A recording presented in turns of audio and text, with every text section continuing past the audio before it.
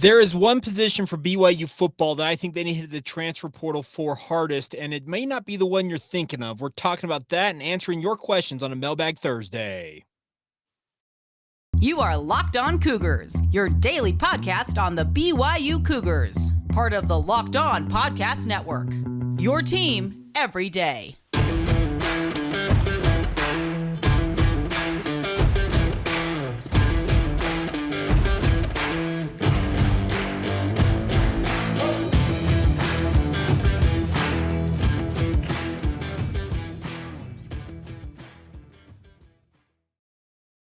What's up, everybody? I'm Jake Hatch, your host here on Locked On Cougars, resident BYU insider. Thank you for making Locked On Cougars your first listen of the day. Thank you for being every dayer to the thousands of you who tune in on a daily basis, wherever you're doing it, whether it's YouTube, Apple Podcasts, Stitcher, Spotify, Google Podcasts.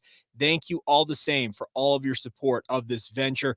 Diving right in on today's show, and we're going to talk about special teams. And I know that seems like a killer to talk about that right out of the gate, but it goes with the tease I opened today's show with, because I truly believe there is one position BYU above all others, in my personal opinion, needs to address via the transfer portal during this spring/summer period, and it goes to the special teams unit. Now, wide receiver, we talked about, those of you who listened to yesterday's show, we talked about the need for wide receivers for BYU to find them in the transfer portal. And I've got no doubt that Fesi Sitake, as well as Aaron Roderick, Kalani Sitake, and the group will do their due diligence on that front. They understand they need to bring in some depth pieces at the very minimum for that wide receiving core.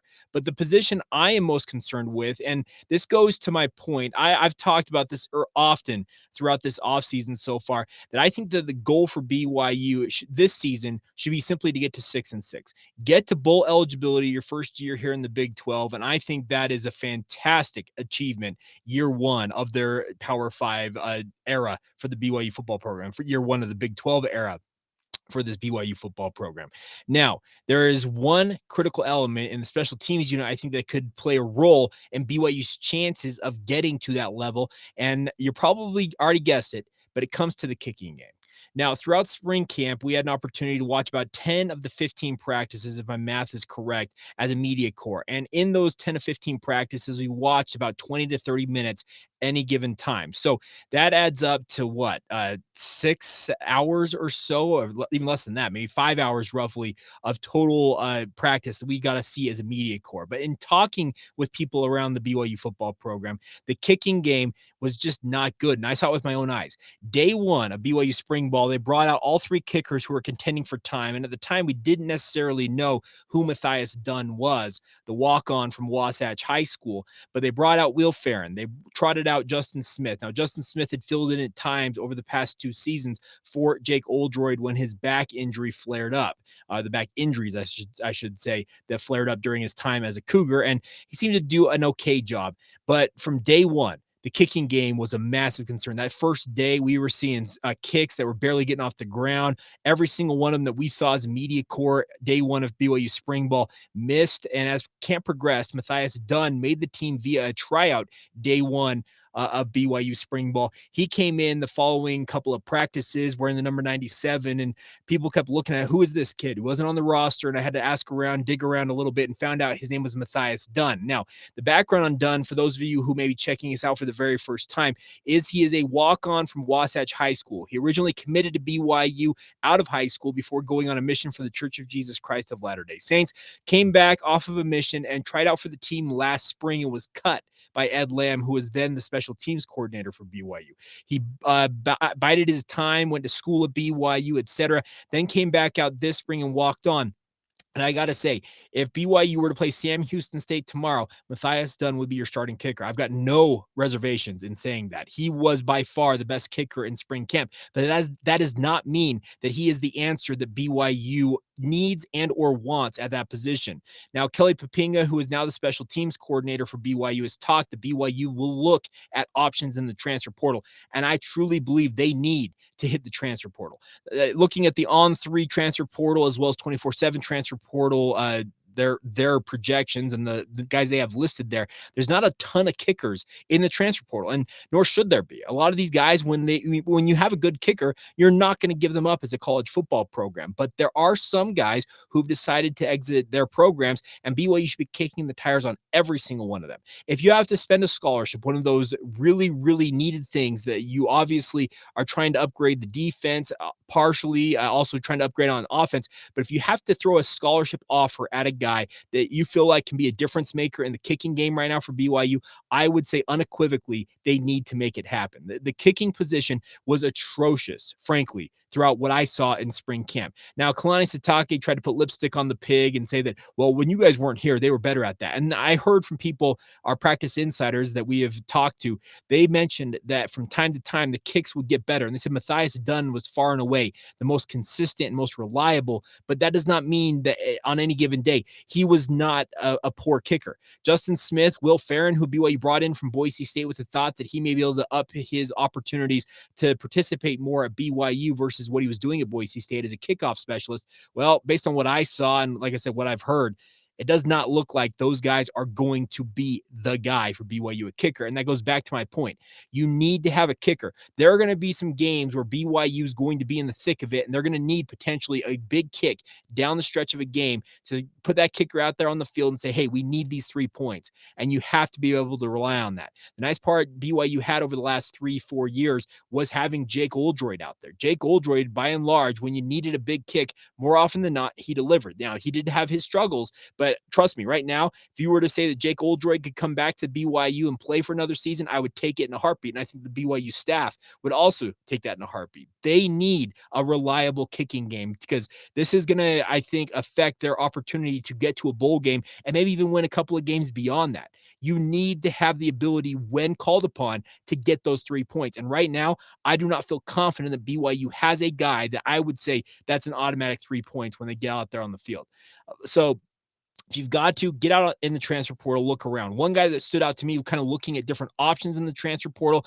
This is just me projecting because I have not had much conversation with anybody really when it comes to options for BYU in the transfer portal for kicker. But one that popped out to me, and I saw them pop into the transfer portal, the news just the other day, is a guy named Owen Daffer. He's from East Carolina University. He's a guy that if I were Kelly Poppinga, I'd look at, kick the tires on. He's a former All-American Athletic Conference kicker in 2021. He lost his job last season due to some inconsistency for ECU. They actually had another kicker that actually helped beat BYU, if you recall, last season. But Owen Daffer, he has got a career percentage of 80% on his field goals. Like I said, he's a former all-conference kicker for East Carolina. You could do a lot worse than kicking the tires on him and seeing what opportunities may lie there for him. Looking at his social media, he has a preferred walk-on offer apparently from Old Dominion, as well as some offers from FCS schools to have a scholarship there.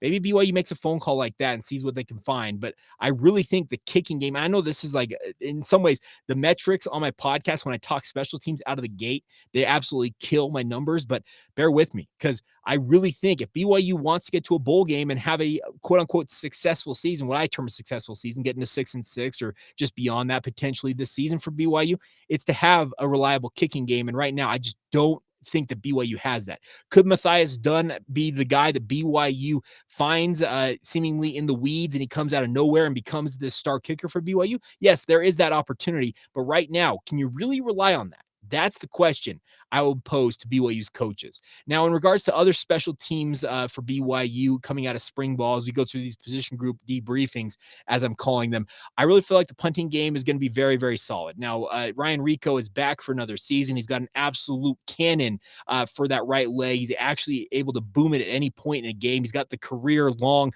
punt for BYU in a game, if I recall correctly. He's a phenomenal punter.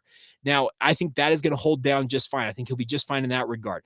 At returner, I think there will be no shortage of options for BYU. I think Hobbs Nyberg figures to reprise his role as BYU's punt returner. He's been solid, if not unspectacular, during his time as punt returner for BYU. I got to say, I was a hater, I guess you could call me, early on when he was BYU's punt returner in his first foray into that position. I just felt like he wasn't offering much, but he's gotten better and better as time has gone along. And I'm starting to believe a little bit more that Hobbs Nyberg could be a guy that BYU really relies upon. The one thing you can always count count upon, it feels like, with Hobbs, is he's sure-handed. He may not break it for a touchdown or may not get these big returns that you're looking for in the punt game, but he is sure-handed and he is not going to muff a punt. Now, I'm not trying to jinx him or anything like that, but I think he reprises his role just fine there. And then at kick returner, I think there's a bevy of options. Koa Eldridge, Parker Kingston. I think guys like Hinkley Ropati could be in the mix there. Hobbs Nyberg obviously could be an option at kick returner. BYU brought in Caleb Christensen from Skyview High School up there in the Logan area because he owns the Utah High School record for career kick returns for a touchdown.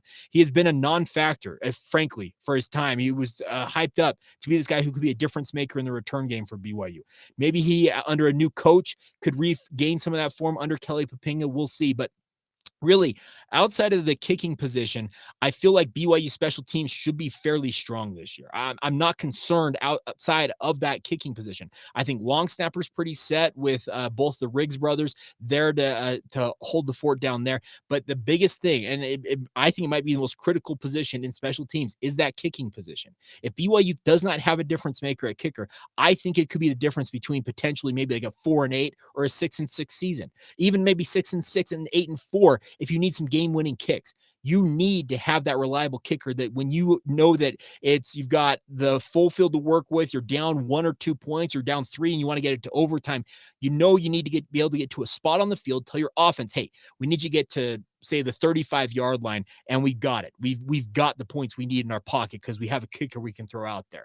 Right now, if it were me, in Kelly Papinga's shoes, I'm not 100% certain that I would have the faith that any one of the guys on my roster right now is that guy, but I think they need to absolutely mine the transfer portal for all options out there. Now, a couple other quick notes on the transfer portal before we transition and talk about your guys' questions, answer as many as we can in the remaining time here on today's show.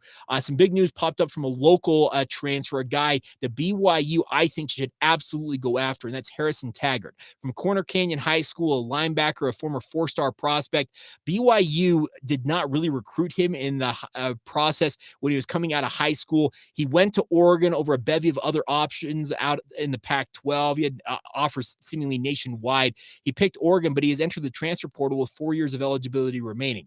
He saw action in 3 games this past year, just really spot duty for the Ducks, but he is looking for a new opportunity. And if I'm BYU, I don't know why the previous staff did not recruit him all that heavily. If I recall, I don't think BYU ever formally offered him, but you could do a lot worse than bringing in a guy like Harrison Taggart to BYU's defense. He is an elite athlete. I had an opportunity to cover a couple of his high school games when he was playing for the Chargers up there at Corner Canyon High, and I was very, very impressed with his skill set. There's a reason why so many people were so high on his skills. Can Jay Hill get BYU into the mix here? Can a guy like Justin Enna go and sell a guy like Harrison Taggart on coming to BYU? He's got guys from the Corner Canyon program who are at BYU, will be at BYU, or might be coming into BYU. Guys like Owen Borg. I already saw Owen, who's going to come to BYU after his own mission, tweet, hey, maybe we run it back. Speaking of potentially joining up at BYU. Wouldn't surprise me if the Hagan brothers, Cody and Cole, potentially make their pitch to a guy like Harrison Taggart.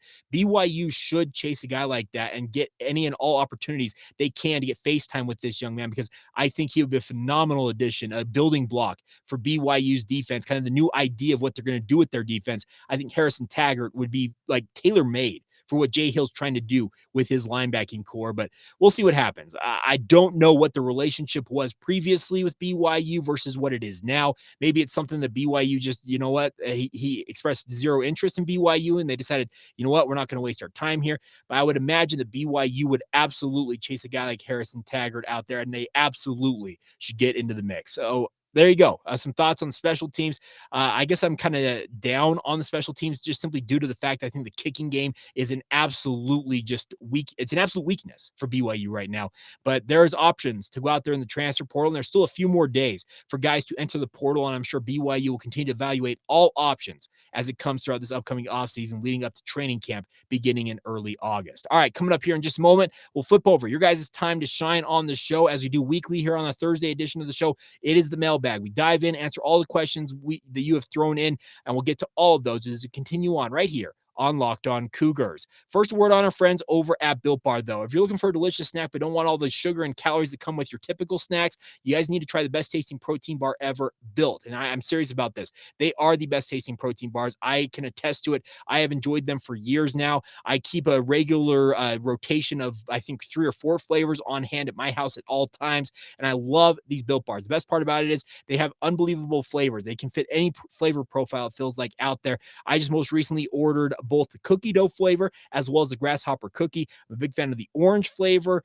They've had a snickerdoodle flavor in the past as well. Let's put it this way. Essentially, every Built Bar I've had, I have enjoyed. So if you guys want to enjoy the best tasting protein bars, get to built.com, place your order there. But if you don't want on a wait for shipping, etc., you can go to your local Smith's and or Sam's Club today and pick them up right now. They have 4-bar packs available right now at your local Smith's, or a 13-bar bulk package, as you would imagine, at Sam's Club. Both available now with a myriad of different flavors. I would stop by and pick those up today. But if you go to built.com, you can use the promo code LOCKEDON15 for 15% off your order. Heard that right.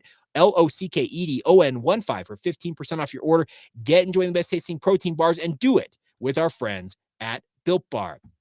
Thanks for making Locked On Cougars your first listen today, my friends. Every day is tomorrow on the show. We are going to talk BYU defensive backs, cornerbacks, and safeties. I have a great interview I did with both Jacob Robinson as well as Malik Moore. Some very frank thoughts on how the new defensive scheme factors into their skill sets, what they like about it, what they thought of last year's defense, and how it compares. We'll have that for you guys on tomorrow's podcast, so stay tuned for that. And make sure all of you that may not be that already, be an everydayer. Be with us every single day and check out the podcast. That way you can stay up to date on all things BYU. All right, diving right into the mailbag on today's show. Let's talk about what you guys want to talk about. First question comes from our good friend Chris Okawa, who asked in the YouTube comments, I don't think I've ever heard a word about Raider Dabuni. Is he still working off mission rust? I just want to know if he was injured or just slow returning from his mission and the rust of that. He was a 4-star prospect, and his friend, speaking of Logan Fano, transferred to Utah. So is he at risk of leaving?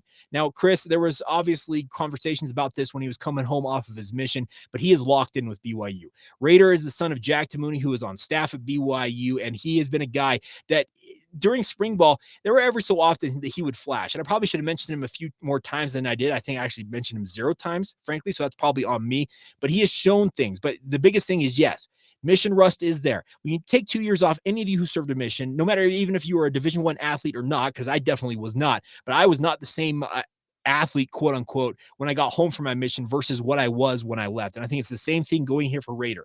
I think he may end up as a backup this year for BYU, but beyond that, he's got all the time in the world to become a fantastic safety for BYU. And I expect that he will become a starter in pretty short order for BYU, potentially as soon as next year. So 2024, I think he could take over for a guy like Malik Moore. Maybe he even beats out somebody and starts this year. He is that good of an athlete, but it's just all going to depend on how quickly he can buck that mission rust. And obviously we'll see what happened on that front. All right, David asked this via email. Jake, are season tickets truly sold out, or is BYU holding some in reserve to release later? Now, I got personal experience with this one, Dave. Let's answer the question for you. So I actually reached out to the BYU ticket office because a couple of years ago, some of you probably remember, I bought a pair of season tickets to give away to Locked On Cougars listeners. Now, I was going to do the same thing this year. I reached out, was talking with them, and there are quote-unquote season tickets available, but for a price. Let me explain. When I reached out, I expressed I had some interest in season tickets for BYU. I got a text, I believe, if I recall correctly, it was the original way they reached out to me. It said, hey, Jake, we got your request. What are you looking for? I said, hey, I'm looking for a pair of seats in the end zone. Are they truly all sold out? They said that right now, yes, they are all sold out. The Cougar Club has sold out the allotment of season tickets we have. But then they added this caveat. But if you were willing to join the Cougar Club and be a gold level member, we have tickets we can give you for season tickets. I said, let me think about it. And I haven't necessarily decided which way I'm going to go. I'm still not necessarily too keen on being forced to join the Cougar Club because the gold membership, if I recall, is something like $1,200 annually, a contribution. Plus you have to buy the tickets beyond that. So if you do want to get season tickets, apparently there is a way to do it. And you have to be a gold level Cougar Club member, because I experienced it for myself. TBD if I ultimately decide to pull the trigger on that. If you guys do have season tickets in the end zone in particular for a pretty decent price that you're willing to part with, I'd love to talk to you. A couple of you have reached out with opportunities, and I appreciate that, and kind of looking at all options. And we'll see what happens. But if it doesn't work out, it doesn't work out. But There are apparently some season tickets still available, my friends. You just have to be able to pay a price, quote unquote, to be a part of the Cougar Club to get them. All right, next one. Provo Cougar fan on YouTube asks, what do you think of all the transfers out of Colorado? He says 68 of 84 as of the writing of this question. And the latest I've heard is that 16 of their original 84 members of scholarship players from the 2022 opening day roster remain at Colorado.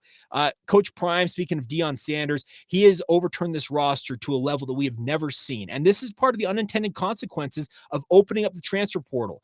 They were given the opportunity to obviously let guys go into the transfer portal whenever they wanted to. And they also got rid of the NCAA's initial 25 counter, which was you could only bring in 25 scholarship players in any given year. They got rid of that. It's going to be gone for at least the next 2 years as they evaluate the impact on rosters in college football. So all Coach Prime is really doing is taking advantage of the opportunity he has to overturn this roster.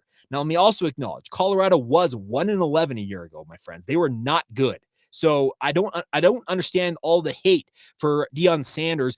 Well, he's ruining college football. No, he's not. He's just taking advantage of the situation that has been afforded to him as a head coach. He understands that this roster, speaking at Colorado, needs an influx of talent. BYU needs an influx of talent. And he's just doing it to the most extreme example that we've ever seen. And he's actually speaking out about it. He's not hiding the fact that he's essentially cut his entire roster. And you can think of it how you will, but I just think he's taking advantage of the opportunity, and he understands that if he wants to accomplish what he hopes to accomplish with the Buffaloes, he needs more talent in that program, and he's doing it to an extreme level, but he is overturning that roster, and I wouldn't be surprised to see him bring in some pretty high-level players. He already has, but continue to expect to see more guys coming into that program who are pretty decent players from the transfer portal. He's got that much pull, it feels like, in the transfer portal realm. All right, next one.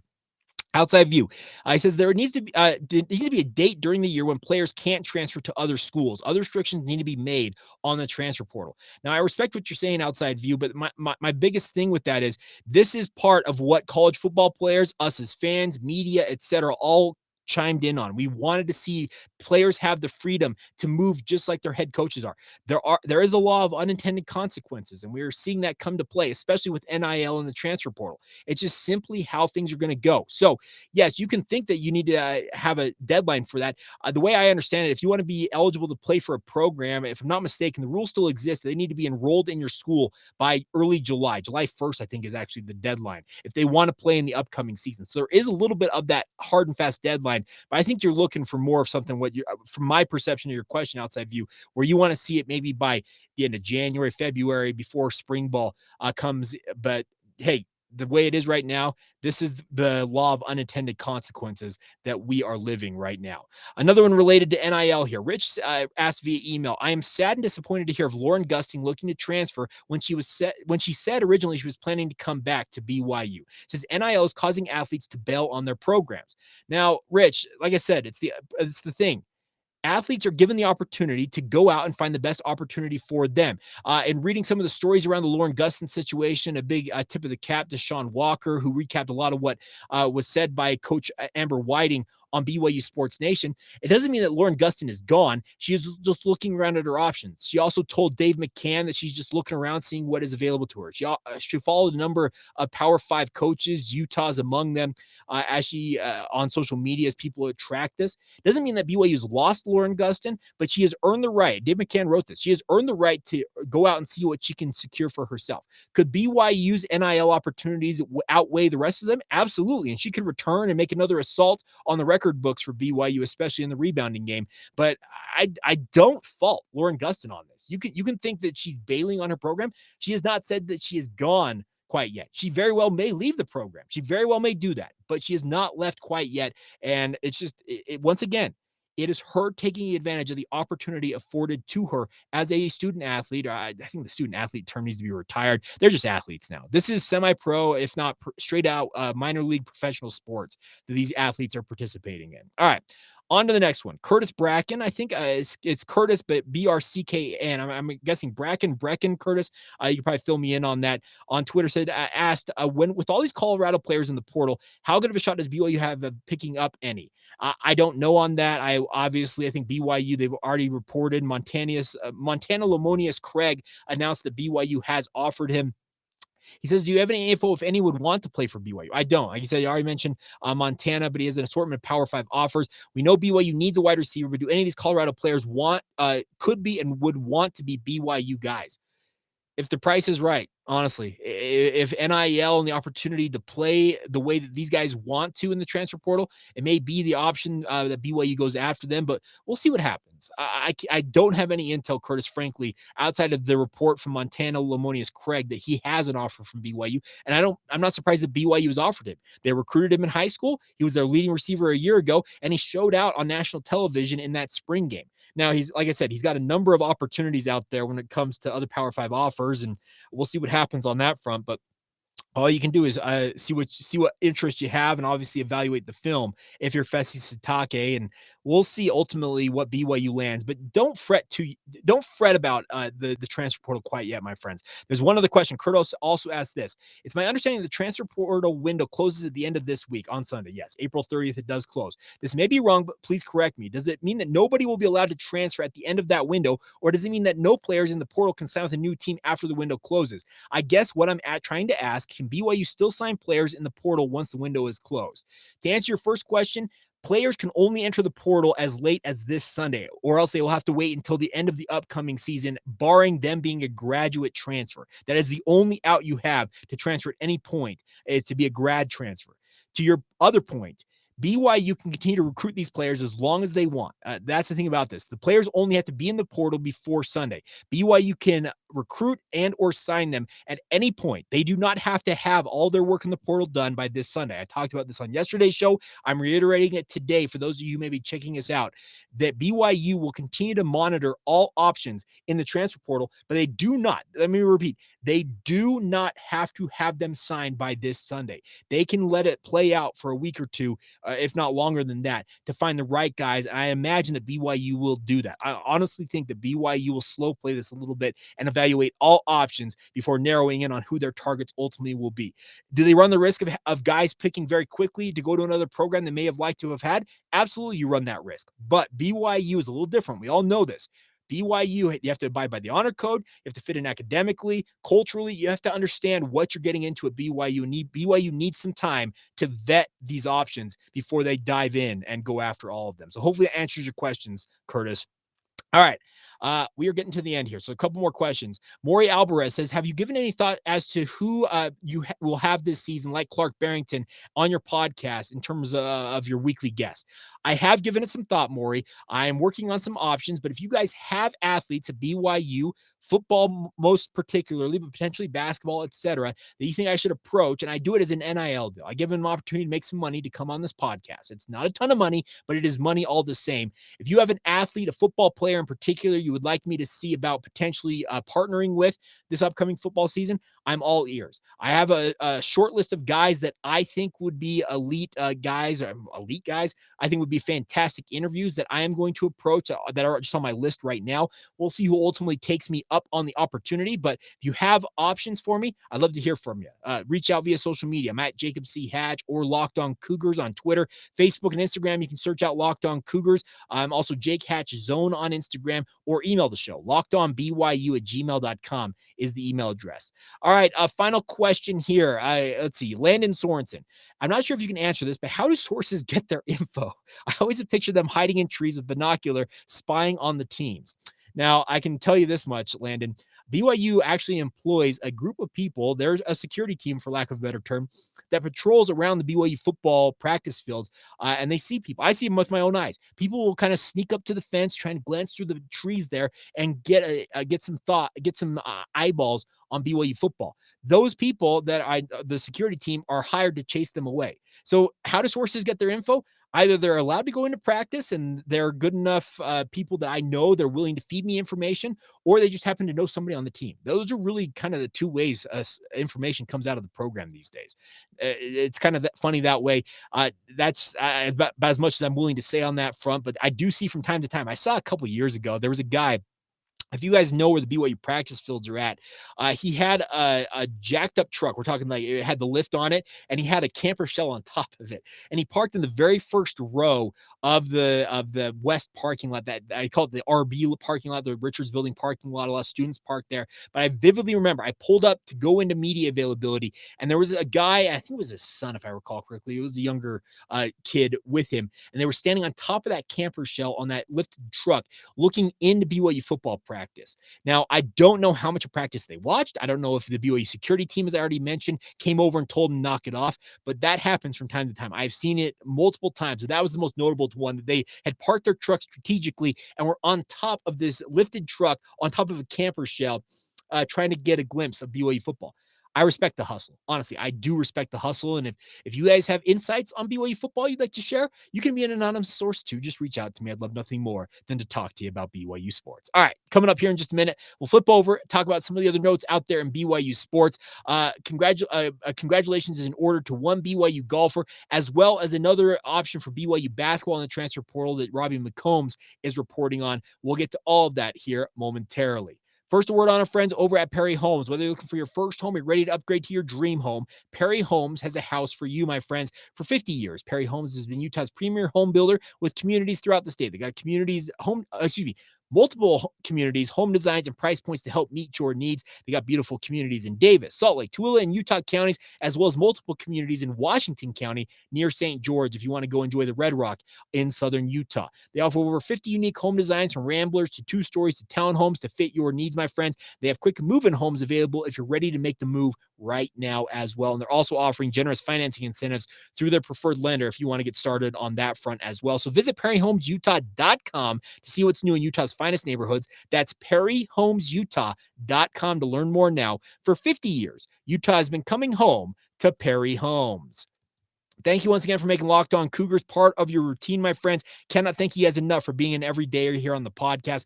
The goal here simply is to make you guys the smartest BYU fans. I say that all the time on this show, but it's my goal here that you guys come out of this podcast thinking, man, I learned something today. And that's what I endeavored to do when it comes to BYU sports. So final couple of notes before we go on today's show, just real quick.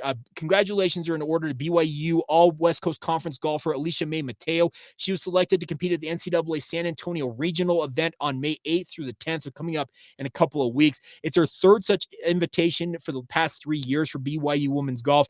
Unfortunate that BYU women's golf as a team could not make it to the West Coast, could not make it to the NCAA Regional as a team. But Allysha Mae Mateo will be given her opportunity, if she shows well enough at that regional, to make it to the NCAA championships. When she's on her game, I think she's absolutely capable of making it to the NCAA championships. So we'll be rooting on Allysha as she heads to that NCAA regional in San Antonio. And also, just a quick update, Dominic Harris will reportedly visit BYU in the next week or so, per a report from Robbie McCombs and Vanquish the Foe. Former Gonzaga guard who spent 3 years with the Bulldogs, a former top 75 recruit, has seen his career has just not panned out the way that I think he would envision it was. Like you say, he's a top 75 recruit, 4-star athlete, but he just hasn't played a ton during his time at Gonzaga. He actually tagged the tweet from Robbie McCombs saying, "See you soon, Provo." So he is intent on visiting BYU. Does that mean that BYU has an opportunity to bring him in? We'll see. They list him at 6'4", 190 pounds, so he's got good size for a guard. I think he would be a welcome pickup for BYU. Is he the scorer that BYU potentially is looking for in the transfer portal? Okay, I may be a little bit questionable on that, but maybe the sample size and his opportunities have held him back from really showing that. We'll see, but keep an eye on that. He reportedly will be visiting BYU in the next week or so, and once again, Robbie McCombs with a great scoop, and I got to give him props. If you do not check out Vanquish the Foe and what Robbie's doing with regards to the transfer portal for BYU basketball, I would highly, highly encourage you guys to check out his work. I think he does a great job, and I've said this before, we're continuing to effort to find a convenient time for both of us to sit down and have him on this podcast to talk about all of this for BYU basketball. So there you go. you're up to speed. I think I've covered everything I have on today's show. I am recording this a little bit earlier than I typically do. I had to record it on a Wednesday afternoon. So if I did not get to your question that you submitted via social media, etc., just understand that I pulled all the questions I had at time of recording. If there are other ones that come in after I record and post this podcast, I'll address those as soon as possible, probably on our Friday edition. But remember, we're going to talk BYU defensive back tomorrow, corners, safeties, and an exclusive conversation with both Jacob Robinson as well as Malik Moore coming your way for all of you everydayers. So make sure you join us tomorrow on the podcast. Hope you guys are all doing fantastic out there in Cougar Nation. Cannot thank you guys enough for your continued support of the show. And thank you once again for making us your first listen of the day. Enjoy the rest of your day, whatever is left of it, my friends. And we will talk to you guys again tomorrow. This has been the Locked On Cougars podcast. See ya.